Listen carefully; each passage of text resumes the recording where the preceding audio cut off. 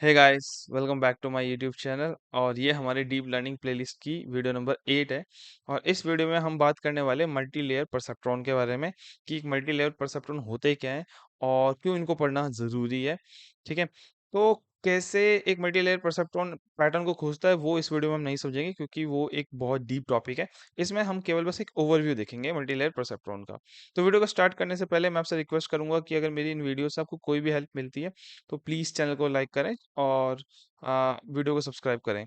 ठीक है, मैंने उल्टा बोल दिया शायद। ठीक है, कोई नहीं।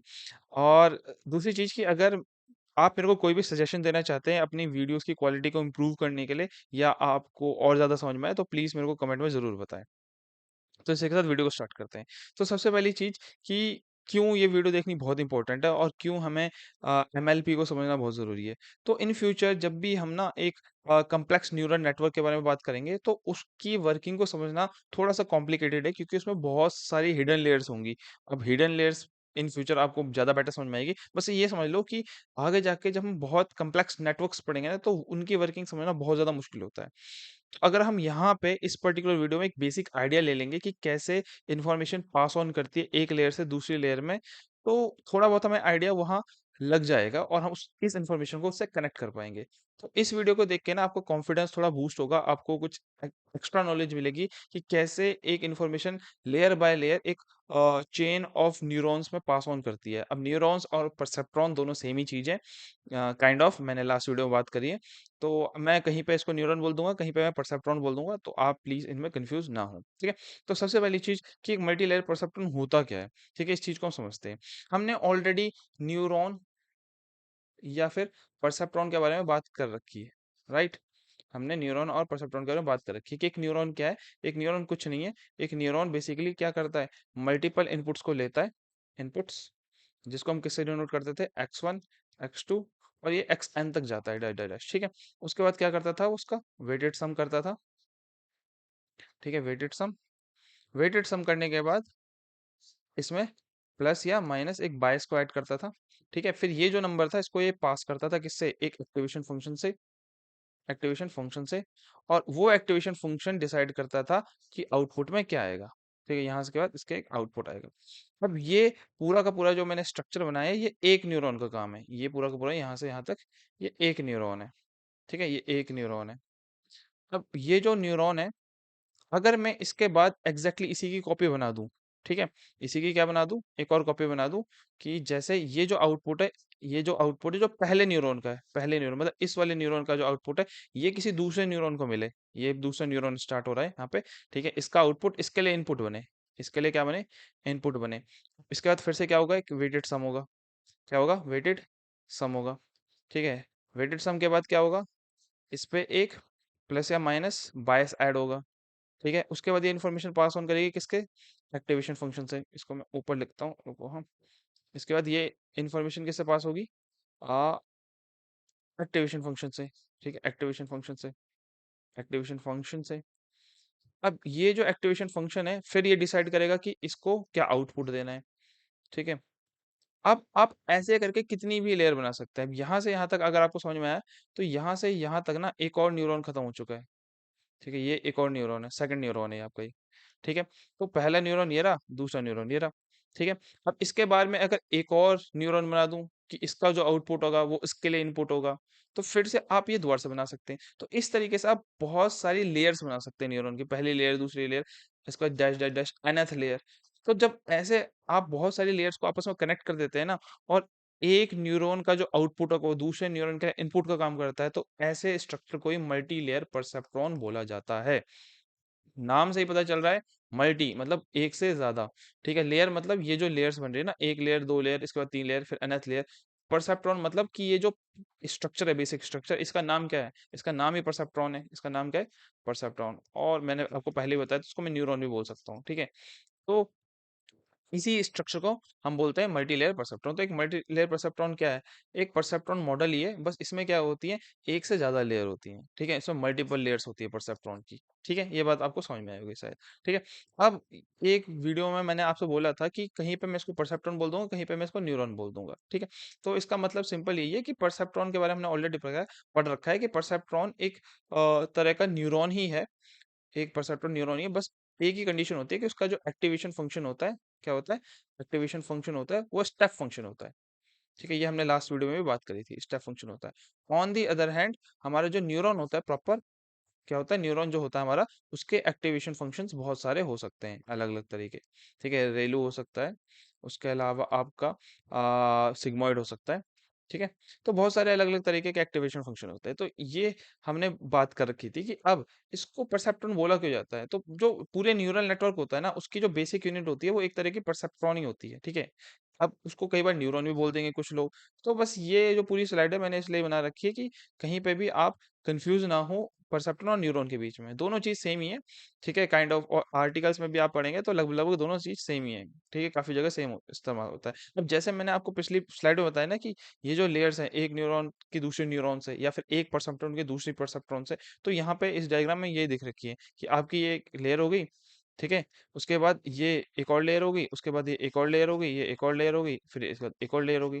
तो ये जब डिफरेंट डिफरेंट लेयर्स है ना, इन सब को मिला के ही आपका क्या बन रहा है, एक मल्टी लेयर परसेप्ट्रॉन बन रहा है। और यहाँ पे आपको ये दिख रहा है ना, ब्लू ब्लू ब्लू, ये हर एक ब्लू एक न्यूरॉन का काम है। ठीक है, या फिर एक परसेप्ट्रॉन का काम है। इसके बारे में अभी डिटेल में बात करेंगे, ज्यादा कंफ्यूज मत होना। जैसे यहाँ पे एक दो तीन चार पाँच छः सात आठ नौ दस, टोटल 10 परसेप्ट्रॉन या फिर टोटल 10 न्यूरॉन है। ठीक है, और ये अलग अलग लेयर में काम कर रहे हैं, तो इसका नाम मल्टी लेयर परसेप्ट्रॉन बना दिया। ठीक है, अब मैं पूरा का पूरा जो आपको इस वीडियो में मल्टी लेयर परसेप्ट्रॉन की वर्किंग समझाऊंगा ना, उसमें मैं जो एक्टिवेशन फंक्शन का इस्तेमाल करूंगा वो है रेलू।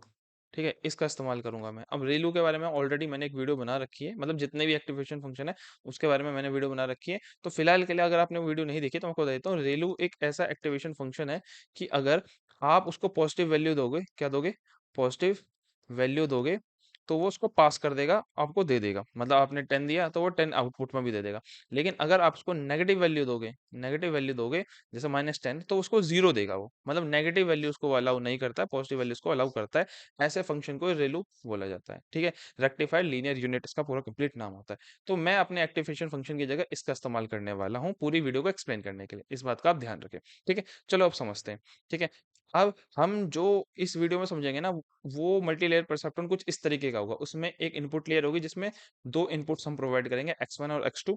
ठीक है, उसके बाद हिडन लेयर में दो न्यूरॉन्स होंगे, ये पहला न्यूरॉन होगा, ये दूसरा न्यूरॉन होगा, और लास्ट में आउटपुट लेयर में तीसरा न्यूरॉन होगा। मतलब टोटल कितने न्यूरॉन होंगे हमारे पास, न्यूरॉन, ठीक है, वो 3 न्यूरॉन होंगे। और टोटल कितने इनपुट्स होंगे, वो 2 इनपुट्स होंगे। ठीक है, यहाँ पे आपको इनपुट्स प्रोवाइड पता चल रहे हैं। ठीक है, इस तरीके से न्यूरॉन 3, इनपुट्स 2। ठीक है, इस तरीके से हम काम करेंगे, और वापस मैं इस डायग्राम में आके वापस आपको समझाऊंगा। ठीक है, चलो समझते हैं। अब दो इनपुट्स मैं यहाँ पे रख देता हूँ, जैसे कि हम्म, ठीक है, कि हम फिर से एक कंपनी ले लेते हैं, कंपनी। ठीक है, जिसके कुछ प्रोडक्ट है, जिसका कुछ प्रोडक्ट है, उसकी सेल्स की बात कर रहे हैं हम। किसकी बात कर रहे हैं, उसकी सेल्स की। तो एक कॉलम में हम रख देते हैं डिस्काउंट। ठीक है, ये डिस्काउंट DIS। ठीक है, दूसरे कॉलम में रख देते हैं कि उस कंपनी ने आ, ऐसा मान लेते हैं उस कंपनी ने डिस्काउंट के बाद अगला जो डिस्काउंट कितना दिया, डिस्काउंट पे भी जो डिस्काउंट, या फिर आप मान सकते हैं प्रमोशंस कितने चलाए। ठीक है, ये आप कुछ भी मान सकते हैं। तो मेरे ख्याल से आपको आइडिया लग जाएगा। 1 मिनट में इसको पॉज करके एक अच्छा एग्जांपल सोचता हूँ, तो वो ज़्यादा बेटर रहेगा।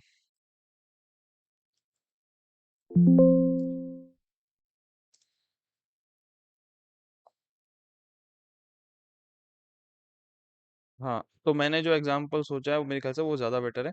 ठीक है, तो हम वो वाला एग्जांपल नहीं लेंगे, हम दूसरा एग्जांपल ले लेंगे।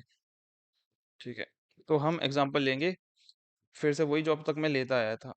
ठीक है, पता नहीं मेरे दिमाग से कैसे निकल गया। हम लेंगे जिसमें 3 कॉलम है। ठीक है, ये आपका पहला कॉलम है, स्टडी आवर्स, कितना बच्चा पढ़ा। ठीक है, कितना वो सोया, स्लीप आवर्स। और यहाँ पे हम अब तक पास या फेल ले रहे थे, क्लासिफिकेशन की प्रॉब्लम सॉल्व कर रहे थे, लेकिन अब मैं यहाँ पे मार्क्स लिख दे रहा हूँ, कितने मार्क्स आए उस बच्चे के। ठीक है, अब फिलहाल के लिए ये पहली रो है, बच्चा 8 घंटे सोया। ठीक है, सॉरी 8 घंटे पढ़ा, 10 घंटे सोया, और उसके मार्क्स आगे मान लेते हैं 70। कितने मार्क्स आगे, 70। ठीक है, अब आपने अगर मेरी लास्ट वीडियोस देखी है तो आपको पता है कि हमारे इस पूरे डाटा में दो इनपुट्स हैं। एक ये वाला इनपुट है जिसको हम x1 बोलेंगे। ठीक है, एक दूसरा इनपुट है जिसको हम x2 बोलेंगे। ठीक है, अब हम मैंने आपको पहला बेसिक स्ट्रक्चर समझाया था, हमारा बेसिक स्ट्रक्चर ये होगा जिसमें दो इनपुट्स होंगे, यहाँ पे भी दो इनपुट्स हैं, तो मैं उन दो इनपुट को यहाँ पे ड्रॉ करूंगा, x1 और x2। ठीक है, अब इसको मैं थोड़ा नीचे ड्रॉ कर देता हूँ, तो मेरे ख्याल से वो ज़्यादा बेटर रहेगा, क्योंकि बाद में हमको इस जगह की ज़रूरत पड़ेगी। ठीक है, हाँ, तो हमारे पास दो इनपुट्स हैं, x1 और x2। x1 कितना है हमारे पास? x1 है 8। ठीक है, x1 यहाँ पे स्टडी आवर्स है, और जो x2 है हमारे पास स्लीप है वो। ठीक है, और x2 कितना है हमारे पास? 10 है। ठीक है, अब मैं पहले आपको एक न्यूरॉन का वर्किंग बताऊंगा। यहाँ पे हमारा फर्स्ट न्यूरॉन है, ये फर्स्ट न्यूरॉन। ठीक है, फर्स्ट न्यूरॉन को दोनों इनपुट्स मिलेंगे, ये इनपुट भी मिलेगा और ये इनपुट भी मिलेगा। ठीक है, सबसे पहला काम ये होता था ना कि न्यूरॉन को इनपुट्स मिलते थे, और न्यूरॉन क्या करता था, इनको एक वेट असाइन करता था। ठीक है, मैंने आपको बताया था कि न्यूरॉन खुद से, ये पहला न्यूरॉन है हमारा, इसको वेट असाइन करता था। अब फिलहाल के लिए, क्योंकि मैं ही ये वीडियो बना रहा हूँ, तो मैं न्यूरॉन के वेट कुछ भी डिसाइड कर सकता हूँ। ठीक है, तो मैं मान लेता हूँ कि न्यूरॉन ने वेट को थोड़ा ज्यादा वेटेज दिया और स्लीप को थोड़ा कम वेटेज दिया। ठीक है, अगला स्टेप क्या होता था, इसका क्या करता था, वेटेड सम करता था। वेटेड सम यहाँ पे लिख देता हूँ, डब्ल्यू एस, वेटेड सम। अब वेटेड सम का मतलब क्या है कि x1 को उसके वेट से मल्टीप्लाई करेगा, यहाँ पे w1 लिख देते हैं हम, इसको w2 लिख देते हैं फिलहाल, थोड़ा कंफ्यूज ना हो। तो यहाँ पे क्या करेगा, x1 w1 plus x2 w2। ठीक है, इसको अगर सॉल्व करोगे तो क्या आएगा, 8 2 जा 16 प्लस 10 1 जा 10, तो कितना आ जाएगा हमारे पास, 26 आ जाएगा। ठीक है, तो ये वेटेड सम हो गया आपका दूसरा स्टेप। इसके बाद क्या करता था इसमें, हमने बात करी थी इसमें, ये प्लस माइनस या बायस को करेगा। अब फिर से मैं, क्योंकि ये वीडियो मैं बना रहा हूँ, तो मैं यहाँ पे बायस खुद से डिसाइड कर लूंगा। ठीक है, तो मैं बायस डिसाइड कर लेता हूँ फिलहाल के लिए, 4 प्लस का 4, ताकि 30 बन जाए। ठीक है, तो क्या करेगा, 26 + 4। ठीक है, तो ये क्या बन जाएगा आपका, 30 बन जाएगा। अब ये जो 30 है, किससे पास होगा, एक एक्टिवेशन फंक्शन से पास होगा। किससे पास होगा, एक्टिवेशन फंक्शन से। और मैंने आपको थोड़ी देर पहले ही बताया कि मैं अपनी वीडियोस में जो एक्टिवेशन फंक्शन का इस्तेमाल करूंगा उसका नाम है रेलू। रेलू, और रेलू का मैंने आपको बताया था, रेलू पॉजिटिव नंबर को पास कर देता है। ठीक है, अब रेलू देखेगा कि इस पे इनपुट में क्या आ रहा है, 30 आ रहा है, ये इसके इनपुट में आ रहा है। अब ये जब चेक करेगा कि ये इनपुट तो पॉजिटिव है, इनपुट तो पॉजिटिव, इसको पास कर देगा, तो आउटपुट में भी क्या दे देगा, 30 ही दे देगा ये। तो पहले न्यूरॉन से जो आउटपुट आया वो आया 30। पहले न्यूरॉन से क्या आया आउटपुट, 30। ठीक है, इस पूरी, ये अब यहाँ से यहाँ तक जो पूरा स्टेप है ना, अब पता नहीं आपको समझ में आया कि नहीं, यहाँ से ये, यहाँ से जो स्टार्ट हुआ, ये आपका ऊपर वाला न्यूरॉन है पूरा का पूरा। ठीक है, ऊपर वाला न्यूरॉन, इससे 30 आ रहा है पूरा का पूरा, ये लास्ट में हमने कैलकुलेट किया। ठीक है, तो यहाँ पे इसको मार्क कर देते हैं, ये आपके पहले न्यूरॉन से क्या है, 30 आया। ठीक है, अब इसके नीचे वाले न्यूरॉन को देखते हैं हम, N2। ठीक है, यहाँ पे एक और न्यूरॉन बनाते हैं N2। अब यही दोनों इनपुट ना, 8 वाले और 10 वाले, इसको भी मिलेंगे, सेकंड वाले न्यूरॉन को, और ये भी कुछ ना कुछ वेट डिसाइड करेगा। हम मान लेते हैं कि इसने जो वेट डिसाइड किया वो और ऊपर वाले से अलग है। ठीक है, फिर से वही है कि मैं परसेप्ट्रॉन पढ़ा रहा हूँ, तो मैं अपनी तरफ से कुछ भी वेट मान सकता हूँ। ठीक है, तो मैं इस स्टडी वाले को वेट दे दे रहा हूँ, मान लो 3। ठीक है, और स्लीप वाले को मैं वेट दे रहा हूँ 2। ठीक है, तो अब यहाँ पे फिर से क्या आएगा, वेटेड सम निकलेगा, वेटेड सम। और वेटेड सम आपको पता ही है क्या होगा, x1 w1 plus x2 w2। अब यहाँ पे x1 क्या है हमारे पास, 8, और इसका वेटेज क्या है, 3, 8 3 जा 24। ऊपर वाले का वेटेज नहीं देखना आपको, नीचे वाले परसेप्ट्रॉन को देखना है। ठीक है, और यहाँ पे 10 2 जा 20, तो आपका क्या आंसर आया यहाँ पे, 44 आ गया। ठीक है, इसके बाद क्या करेगा परसेप्ट्रॉन, इसके अंदर एक बायस को प्लस या माइनस करेगा। ठीक है, प्लस या माइनस करेगा। फिर से परसेप्ट्रॉन मैं पढ़ा रहा हूँ, तो मैं मान लेता हूँ यहाँ पे +6 लिया, बायस, तो +6 लिया, तो क्या आ जाएगा, 44 + 6। ठीक है, इसको करा तो क्या आया, 50 आ गया आंसर। अब ये 50 किससे पास होगा, एक्टिवेशन फंक्शन से। किससे पास होगा, एक्टिवेशन फंक्शन से। अब फिर से यहाँ पे एक्टिवेशन फंक्शन जो है वो कौन सा है, रेलू। और रेलू क्या करता है, पॉजिटिव नंबर को पास कर देता है। अब क्योंकि 50 0 से बड़ा है, तो ये आउटपुट में 50 दे देगा। तो दूसरे न्यूरॉन से जो आपका आउटपुट आया वो आया 50। ठीक है, उससे क्या है 50, इसको भी हम मार्क कर देते हैं कि इसका क्या है, 50 आया। ठीक है, अब यहाँ तक हमारा काम हो गया, ये पहले न्यूरॉन से आया, सॉरी पहला इनपुट था, पहले न्यूरॉन को मिला। एक मिनट में दोबारा से आपको समझाता हूँ, आप कंफ्यूज हो जाएंगे नहीं तो। ठीक है, ब्लू, ये रहा। ठीक है, ये पहला इनपुट था, पहले न्यूरॉन को मिला। ठीक है, ये दूसरा इनपुट था, ये पहले न्यूरॉन को मिला। इससे एक्टिवेशन फंक्शन वेटेड सम सम लगाने के बाद 30 आया। फिर यही इनपुट दूसरे न्यूरॉन को मिला या परसेप्ट्रॉन को, और ये दूसरा इनपुट दूसरे परसेप्ट्रॉन को मिला या न्यूरॉन को, कुछ भी मान लो, और इससे 50 आया। ठीक है, अब मैंने आपको थोड़ी देर पहले ही बताया था कि इसके जो आउटपुट होंगे, ये जो 30 और ये 50, ये इसके नेक्स्ट वाली लेयर जो कि आउटपुट लेयर है, उसके लिए इनपुट्स का काम करेंगे। किसका काम करेंगे, इनपुट्स का काम करेंगे। अब एक चीज और है, यहाँ पे कुछ नोटेशंस लिखी पड़ी है, ये नोटेशंस मैं आपको फ्यूचर वीडियोस में बताऊंगा, इस पे फिलहाल ध्यान ना दें। ठीक है। अब क्या होगा कि ये दोनों जो आउटपुट थे 30 और 50, ये हमारे अगले न्यूरॉन को मिलेंगे। और एक और चीज कि ये आपकी यहाँ से यहाँ तक, अब मैं थोड़ा कंजेस्टेड कर दे रहा हूँ, उसके लिए हम रियली रियली सॉरी। यहाँ से यहाँ तक ये जो है ना, यहाँ से यहाँ तक, ये पूरी आपकी क्या थी, हिडन लेयर थी, हिडन लेयर। ठीक है। और उससे पहले ये जो था, ये आपकी क्या थी, इनपुट लेयर थी आपकी। ठीक है। इनपुट लेयर में दो वो थे इनपुट्स, ये रहे आपके दो इनपुट्स, ये रहे। ठीक है। और ये बेसिकली बायस है जो दोनों में ऐड हो रहा था, इसमें और इसमें ऐड हो रहा था। ठीक है, इसको कंफ्यूज मत करना। और ये आपके हिडन लेयर में दो न्यूरॉन थे, तो यहाँ पे हिडन लेयर में भी दो न्यूरॉन है, एक और दो। ठीक है। अब हम अगले न्यूरॉन का देखते हैं, किसका न्यूरॉन का देखते हैं हम, आ, इस वाले न्यूरॉन का, आउटपुट लेयर का। आउटपुट लेयर के लिए मैं अगली स्लाइड में जा रहा हूँ, तो अब मैं आउटपुट लेयर वाले न्यूरॉन का देख रहा हूँ। ठीक है। तो यहाँ पे एक ही न्यूरॉन है हमारे पास, और इसको दो इनपुट मिलेंगे, यहाँ से और यहाँ से। ये मिलेगा आपको कौन से, पहले वाले न्यूरॉन से, और ये मिलेगा आपको दूसरे वाले न्यूरॉन से। ठीक है। तो यहाँ पे पहले वाले न्यूरॉन से आया 30 और दूसरे वाले न्यूरॉन से आया 50। ठीक है। तो यहाँ से आपको क्या मिल रहा है, 30, और यहाँ से मिल रहा है आपको 50। ठीक है। आपको पता होगा कि अब इस न्यूरॉन के लिए, N3 के लिए, ये हो जाएगा X1 और ये हो जाएगा X2। मतलब जो तीसरा लेयर का न्यूरॉन है आउटपुट लेयर का, वो पिछले वाले न्यूरॉन्स को ऐसा इनपुट रिसीव करेगा। तो यहाँ पे फिर से वही काम होगा कि ये वाला न्यूरॉन, थर्ड वाला न्यूरॉन, इनके लिए वेट डिसाइड करेगा। तो ये हो जाएगा W1, ये W2। ठीक है। अब वेट, क्योंकि फिर से मैं ही पढ़ा रहा हूँ तो मैं परसेप्ट्रॉन का वेट कुछ भी मान लेता हूँ। अब मान लेते हैं फिलहाल के लिए इसने वेट डिसाइड किया कि 1 और 1, इसने वेट डिसाइड कर लिया, दोनों को 1 1 दे दिया। ठीक है। तो अब क्या होगा अगला स्टेप, वेटेड सम। यहाँ पे क्या करेगा, ये वेटेड सम निकालेगा। ठीक है। वेटेड सम को पता है क्या होता है, X1 W1 plus X2 W2। इस चीज को हम यहाँ पे करेंगे तो क्या आएगा हमारे पास, 30 × 1 प्लस 50 × 1। ठीक है। तो कितना आया, आप 30 + 50। ठीक है, सॉरी, 30 + 50 कितना हो गया, ये 80 आ गया। ठीक है। अब इस 80 में उसके बाद क्या था, इस 80 में क्या करता था वो, एक बायस को क्या करता था, ऐड या सब्ट्रैक्ट, यही करता था बायस को। अब मैं जानबूझ के मैं आंसर देख ले रहा हूँ, ठीक है, जानबूझ के देख रहा हूँ मैं। ये सारा काम परसेप्ट्रॉन, वो सॉरी, मल्टी लेयर परसेप्ट्रॉन खुद से करता है। अब क्योंकि मैं बना रहा हूँ तो मुझे पता है कि आउटपुट 70 ही आना है। ठीक है। तो मैं यहाँ पे जानबूझ के बायस ले लूंगा -10। क्या ले लूंगा, -10। ठीक है।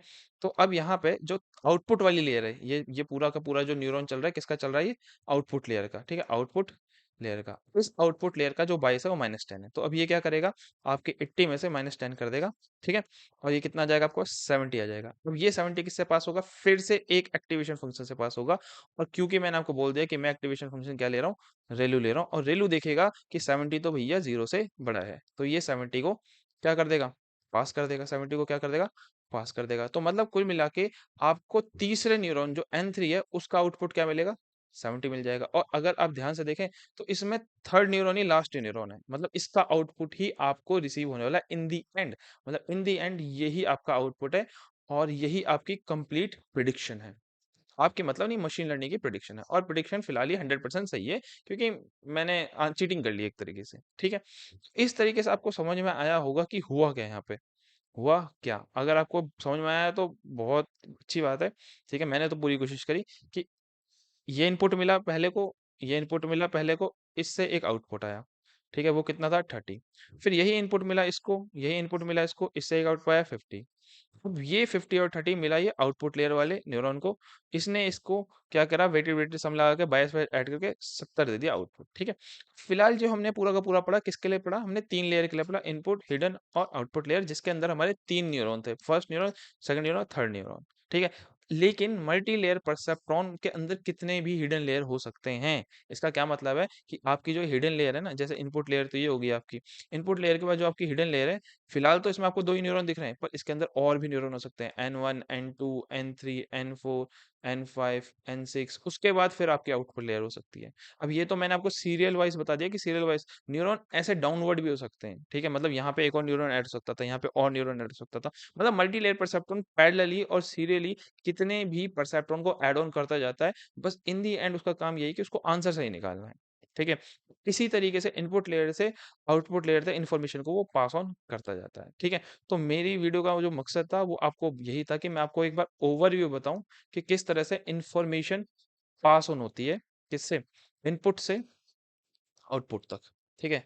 और यहाँ पे हमने एक्टिवेशन फंक्शन जो है वो रेलू लिया था, ठीक है। तो मेरे ख्याल से आपको ये वीडियो समझ में आई होगी, और नहीं समझ में आई तो प्लीज़ मेरे को बताएं कि क्यों नहीं समझ में आई। मैं करेक्ट करने की कोशिश करूंगा, और इस वीडियो के लिए इतना ही। Thank you very much. Bye bye.